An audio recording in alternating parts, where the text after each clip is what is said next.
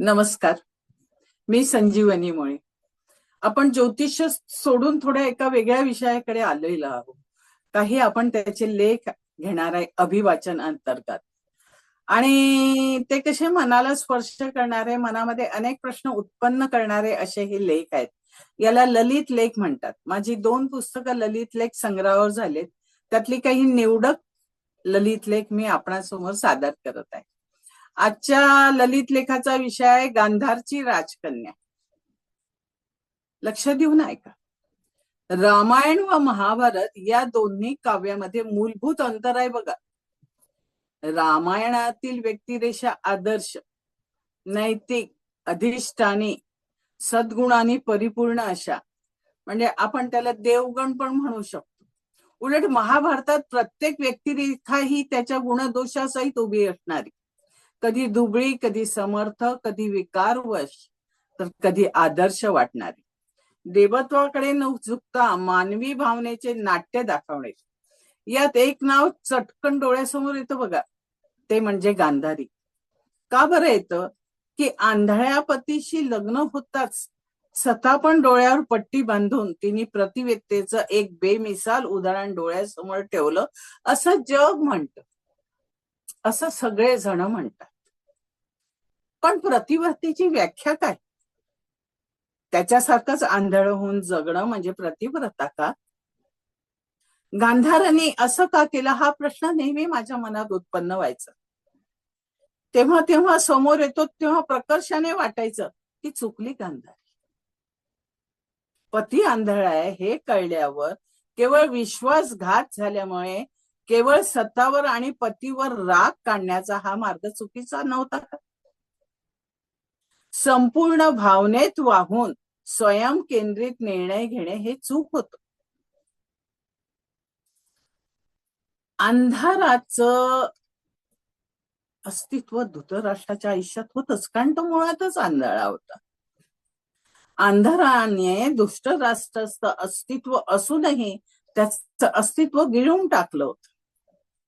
त्याला आधार द्यायचा सोडून त्याला अधिकच गलित गात्र करत त्याच्या आंधळ्या राजकारणाला डोळस रूप देण्याचं काम करू शकणाऱ्या अर्धांगिनीने मात्र स्वतःच डोळ्यावर पट्टी बांधली आणि त्याच्यावर सूड उगवला असं मला वाटतं.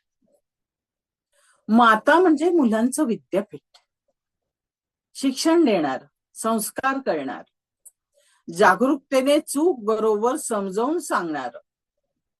जेव्हा पोरावर संकट येतात तेव्हा मातीत पाय रोवून उभं असणारी ती म्हणजे माता. अशी माता होण्याची संधी गांधारी जवळ होती, पण ती आपल्या मुलांसाठी उभं राहण्याच्या ऐवजी डोळ्याला पट्टी लावून नवऱ्याच्या बाजूला बसून राहिली. खोट्या प्रतिवत्याच्या मोठेपणापायी मुलांचा मानसिक छळ, मुलांची केलेली हेळसाळ खूप अंशाने महाभारत घडवायला कारणीभूत झाली.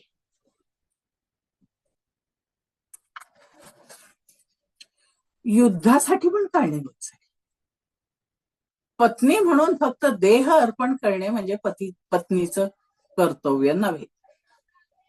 त्याग करणे हे पण कर्तव्य नव्हे.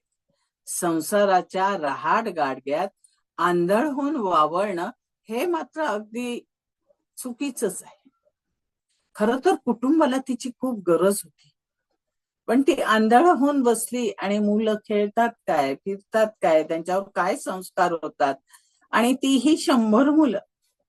त्यांच्याकडे लक्ष देणारं कोण, त्यांना खाऊ पिऊ घालणारं कोण, त्यांच्यावर चांगले संस्कार होतात की वाईट संस्कार होतात, त्यांना बरोबर शिक्षण मिळतं की नाही हे पाहायचं सोडून गांधारीने काय केलं?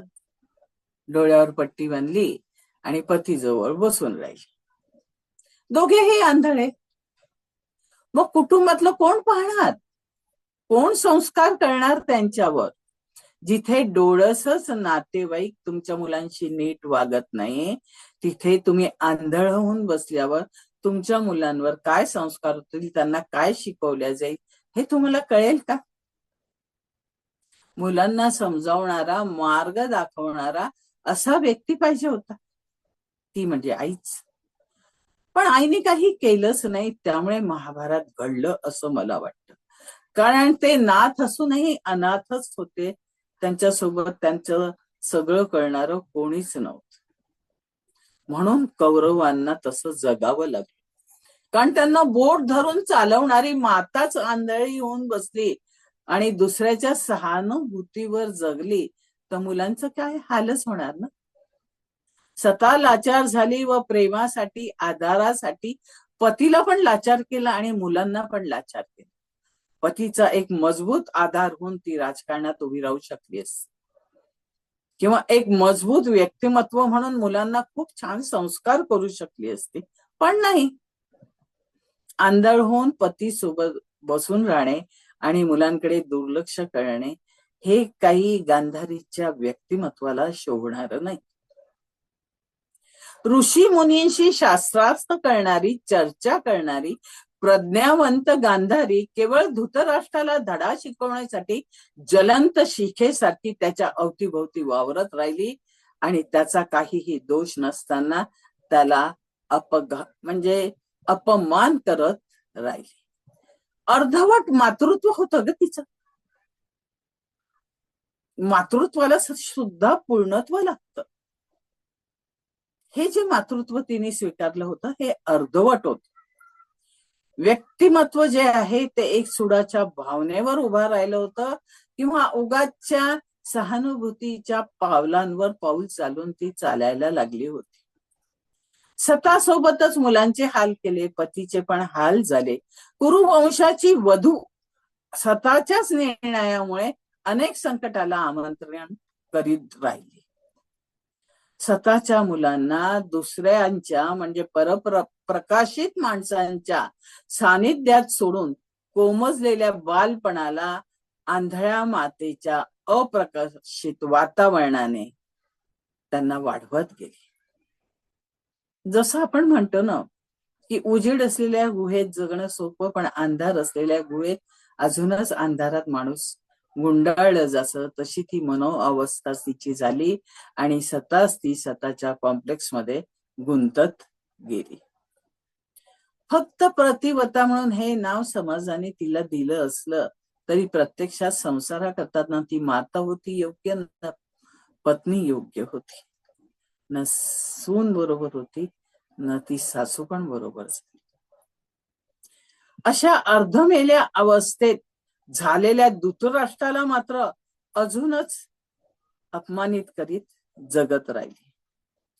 अनुभव व्यक्तीला समृद्ध बनवतात, पण त्यांनी पण तिला समृद्ध बनवलं नाही. दुर्योधन वाईट वागत राहिला, दुःशासनाने वाईट वागलं, द्रौपदीला सभागृहात फरफटत ओढत आणलं. हे सगळे कुसंस्कार त्याच्यावर का झाले? कारण गांधारीने डोळ्याला पट्टी बांधून बसली होती. या अनुभवातून गांधारीला मात्र काही बोध झाला नाही. ती अधिकच कडू होत गेली आणि मातृत्व विसरून फक्त अपंग होऊन जीवन जगली. डोळे असूनही डोळे नसलेले, डोळे बांधलेले म्हणजे सदृढ असूनही अपंगासारखी जीवन जगली आणि मुलांचे सांगोपण उत्तमरित्या होऊ शकले नाही. एक सुंदर आई, सामर्थ्यशील आई, एक चांगली पत्नी, एक सामर्थ्यशील राणी ती होऊ शकत होती. ही संधी तिच्या समोर आली होती, पण ही संधी तिने गमावली आणि नुसती डोळ्याला पट्टी बांधली. कोणी तर गांधारच्या राजकन्येने, जी कर्तृत्ववान होती, शस्त्र चालवत होती, शास्त्रार्थ करत होती, तिने स्वतःच आयुष्य असं डोळ्याला पट्टी बांधून अंधारा गुहेत ढकलून दिलं आणि त्यामुळे तिचं कुटुंब पण शेवटी नष्ट झालं. म्हणून कुठलाही निर्णय घेता संसारातल्या स्त्रीने, मातेने विशेषतः जपून घ्यावा, सांभाळून घ्यावा. कारण काय, तुमच्या समोर जर कर्तृत्वाच्या 10 दिशा असतील तर असं अपंग होऊन बसणं योग्य नव्हतं. संधी होती, राज्य होतं, सत्ता होती, पण कशाचाच उपभोग तिने आपल्या आयुष्यात घेतला नाही आणि घेऊ शकली नाही. त्यामुळे निर्णय घेताना केव्हाही स्त्री शक्तीने जागृत राहावं आणि योग्य निर्णय घ्यावा, असं मला आपणाला सांगायचं. धन्यवाद.